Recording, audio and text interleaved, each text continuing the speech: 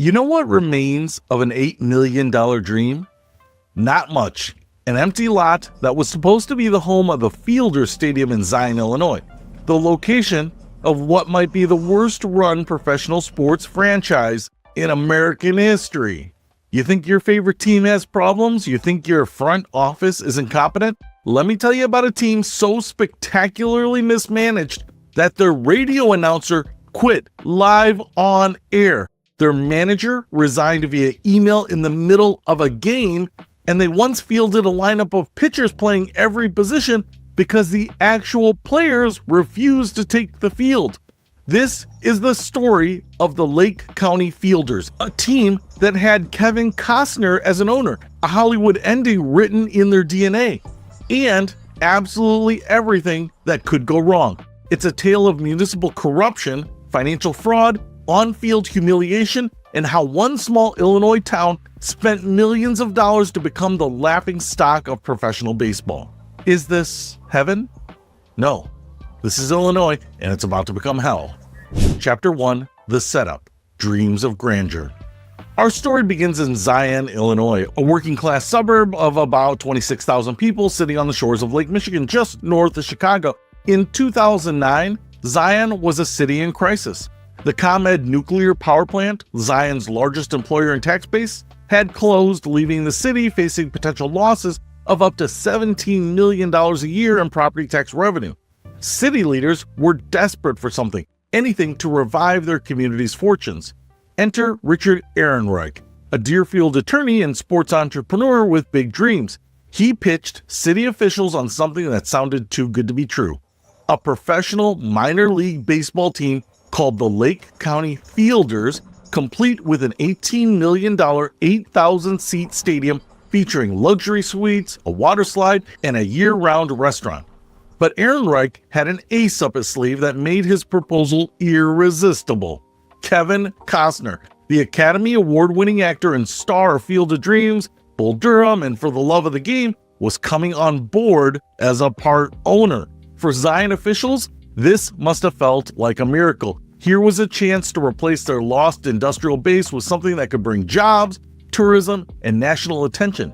City Economic Development Director Delane Rogers became the project's biggest cheerleader, calling herself the head cheerleader, dreamer, and Zion Rocks chick.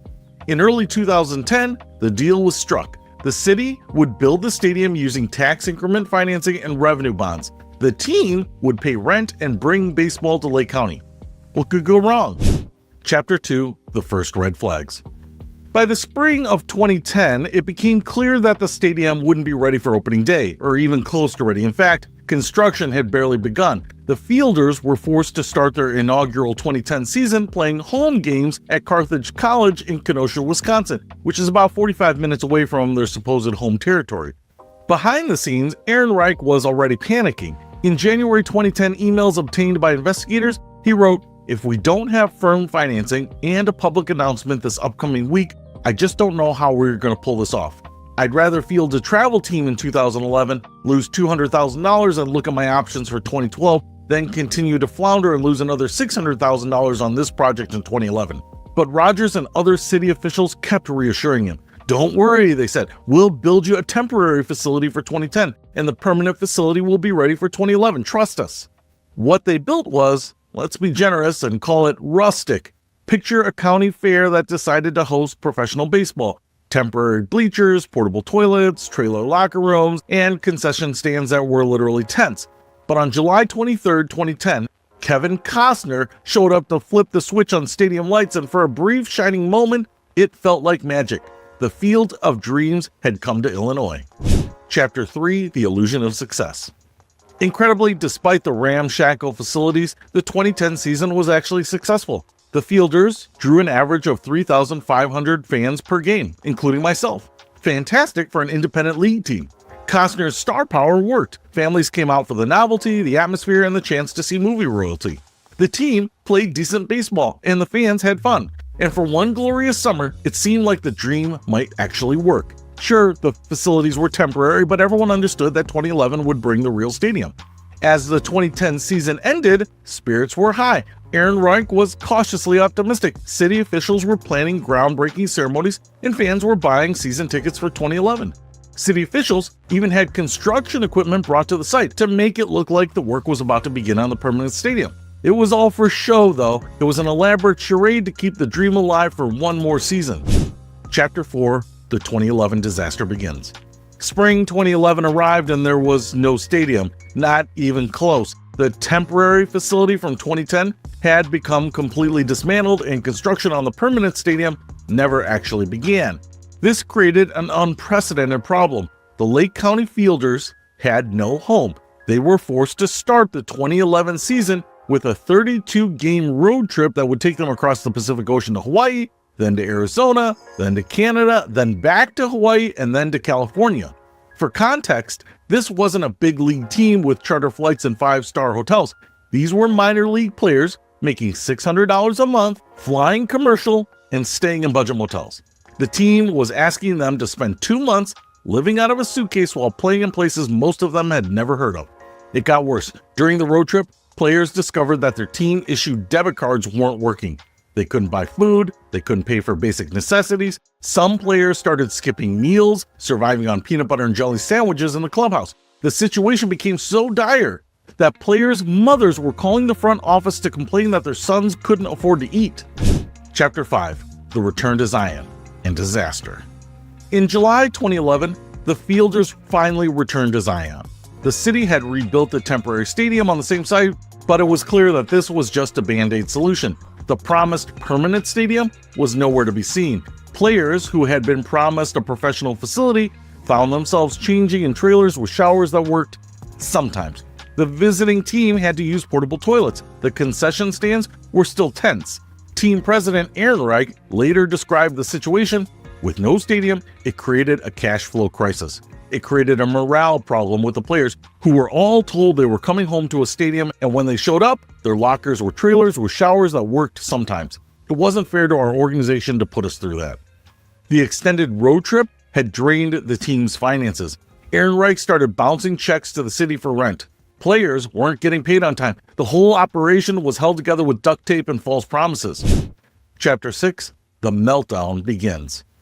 On July 9th, 2011, everything came crashing down. The Fielders were scheduled to host Jose Canseco's Yuma Scorpions for what should have been a normal game. Instead, it became one of the most bizarre contests in professional baseball history.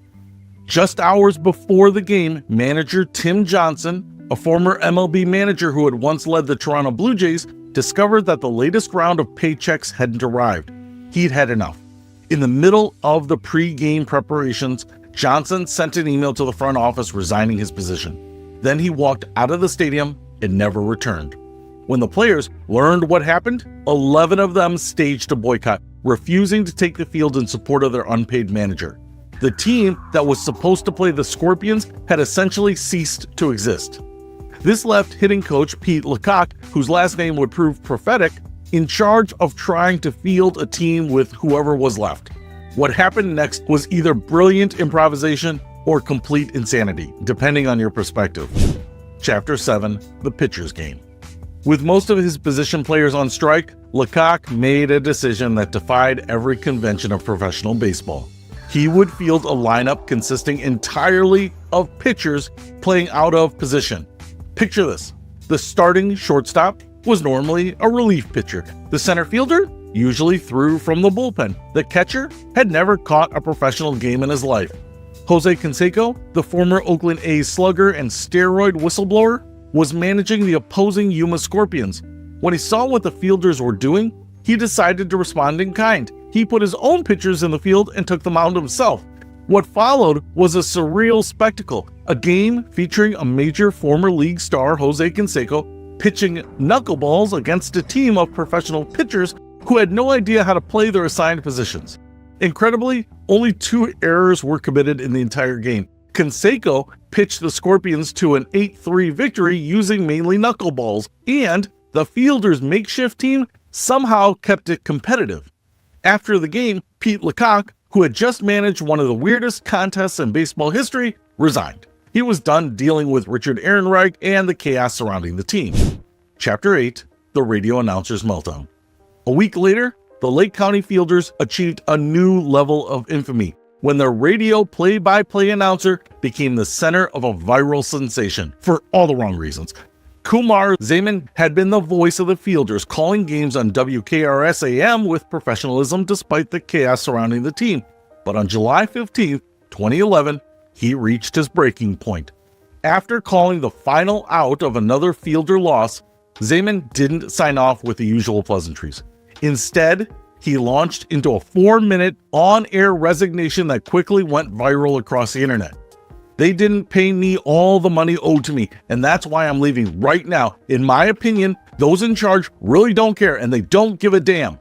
My problem is I care too much. I did not need this job, and because of the circumstances that affected former coaches, former players, and myself, I do not want this job anymore. Good night, and good luck. The audio clip spread across sports websites, blogs, and social media. ESPN picked it up. NBC Sports covered it. And suddenly, the Lake County Fielders were famous for being spectacularly dysfunctional. Zaman walked away from the microphone and never returned. The team was left scrambling to find new announcers, but by this point, the list of people willing to work for the Fielders was getting very short. Chapter 9, The Collapse Accelerates. By August 2011, the Lake County Fielders had become a traveling circus of dysfunction. Attendance had plummeted from 3,500 per game to a few hundred diehard fans and curious onlookers coming to witness the disaster. On August 3rd, the team reached a new low when a home game against the Calvary Vipers was suspended after just 1.5 innings because the umpires discovered the Fielders were using inferior recreational baseballs that they had apparently bought at a local sporting goods store. Players, coaches, and even the mascot started filing lawsuits against Aaron Reich's company to try to recover unpaid wages. The PA announcer, Gregory Copen, sued and won a judgment when the team officials failed to show up to court hearings. For their final 19 games of the season, the professional Lake County Fielders stopped playing professional teams altogether. Instead, they played against the Kenosha County Fielders, a semi-professional team assembled just to give the Lake County Fielders opponents. The last game in the Lake County Fielders history was played in front of 125 fans with a roster so depleted that the team could barely field 9 players. The radio announcer, whoever was left, couldn't identify players by name because the roster had changed so much. Chapter 10, The Municipal Corruption Angle. While the team was imploding on the field, an even bigger scandal was brewing in City Hall. NBC's Chicago investigation would later reveal a web of potentially corrupt relationships between city officials and private developers. The land where the stadium was supposed to be built was owned by Richard Delisle, a developer who had close ties to the city. Delisle owned 23 acres zoned for commercial development, but had built nothing except a drugstore.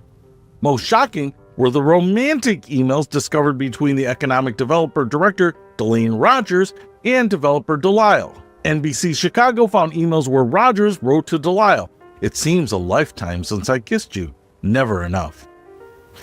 Just weeks after the stadium project collapsed, Rogers left her city job and immediately went to work for Delisle at a Best Western hotel he had just built downtown with city TIF funding.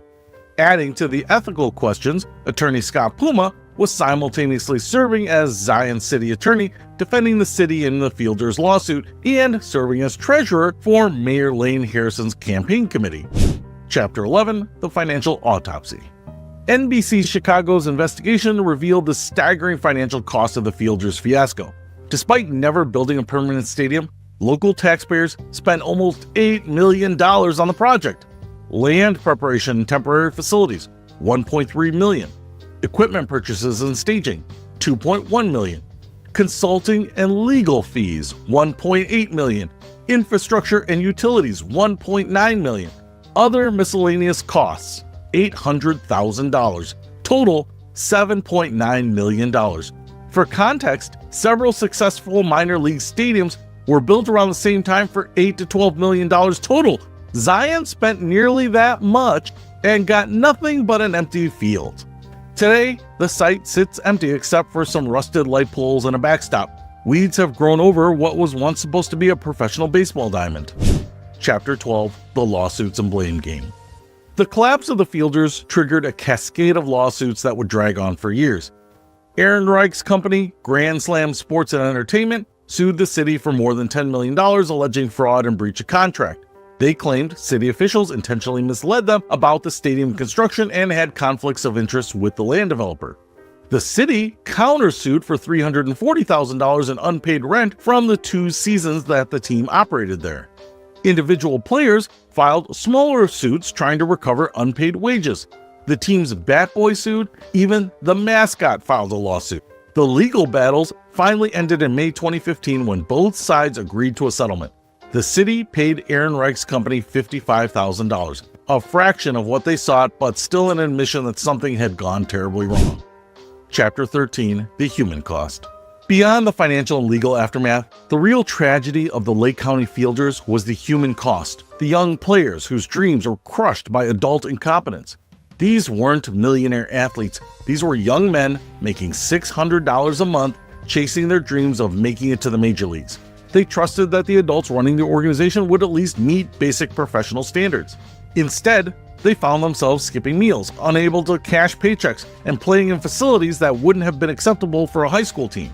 Tim Johnson, the former MLB manager who quit mid-season, later said, "I've been in professional baseball for 30 years, and I've never seen anything like this. These kids deserved better." Pete Lecoq was even more direct. "Rich Ehrenreich is a bad man. He's got no respect for the game of baseball, no respect for the players. He's a scumbag. Quote me on that." Chapter 14: The Broader Implications.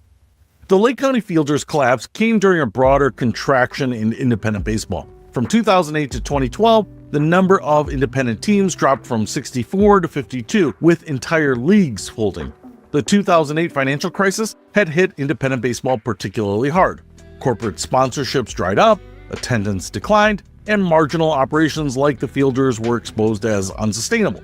The Fielders' disaster also served as a cautionary tale for other cities considering similar projects. Multiple leaders across the country pointed to Zion as an example of how not to pursue economic development through sports. Economists had long warned that minor league baseball rarely generates the economic benefits that cities expect, but the Fielders took that to an extreme. All the costs with none of the benefits. Chapter 15: Kevin Costner's Silence. Throughout this entire debacle, one figure remained conspicuously silent: Kevin Costner. The Academy Award winner had been the face of the franchise, the celebrity owner whose involvement gave the project credibility and media attention. His image appeared on team websites, promotional materials, and marketing campaigns. After his one appearance in 2010 to turn on the lights, Costner never returned to Zion. As the team collapsed around him, he said nothing publicly. When contacted by ESPN, NBC, and other media outlets during the team's collapse, Costner's representatives declined all requests for comment. His publicist simply stated that the actor would not discuss the situation. Legal documents show that Costner was listed as a minority partner in Grand Slam Sports and Entertainment, but the exact nature of his financial involvement and his role in the team's operations remains unclear.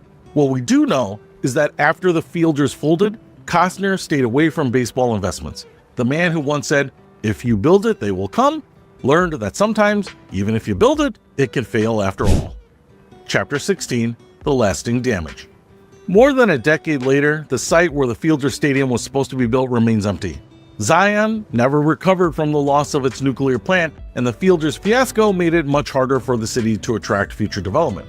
The failed project became a symbol of municipal incompetence that haunted the city for years. As the Chicago Tribune wrote in 2015, "It's unlikely Lake County will ever again have minor league baseball. We can blame the Fielders fiasco for that." While cities like Gary, Indiana, successfully maintained independent leagues through competent management and realistic expectations, Lake County became synonymous with how not to run professional sports franchises. Chapter 17: The Lessons Learned. The Lake County Fielders disaster offers several clear lessons for anyone considering a similar venture. Lesson 1: Expertise matters. As Gary Railcats observer Mike Ossoff noted, running an independent minor league baseball team is unlike running any other business, no matter how successful. Lesson number 2: Corporate support must be secured first. About 25% of independent team revenue comes from corporate sponsorships, which need to be in place before the first game.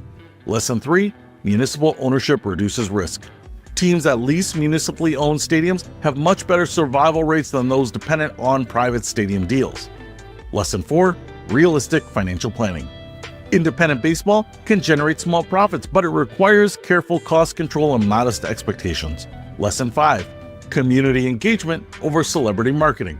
Successful teams build grassroots support through consistent community involvement, not celebrity ownership gimmicks. Chapter 18. The ripple effects. One of the cruel ironies of the Fielders' disaster is that Lake County, Illinois sits just across the border from Lake County, Ohio, home to the successful Lake County Captains, a Cleveland Guardians affiliate. The Captains play in a proper baseball stadium, pay their players on time, and have been a stable presence in their community since 2003. They even won the Midwest League Championship in 2024. The contrast couldn't be starker. Two counties with nearly identical names, separated by less than 300 miles, with completely opposite baseball experiences. The Captains are an affiliated team backed by Major League Baseball's Cleveland organization, while the Fielders were an independent team dependent on the competence of local ownership and management. Chapter 19. Where are they now? So what happened to the key players in this debacle? Richard Ehrenreich continues to practice law in the Chicago area but has stayed away from sports ownership ventures. Kevin Costner has remained silent about the Fielders and has not invested in baseball since. Delane Rogers worked for Richard Delisle's hotel company for several years before leaving the area entirely. Mayor Lane Harrison served out his term but chose not to run for re-election. Kumar Zaman gained the internet fame for his on-air resignation, but it ultimately hurt his broadcasting career.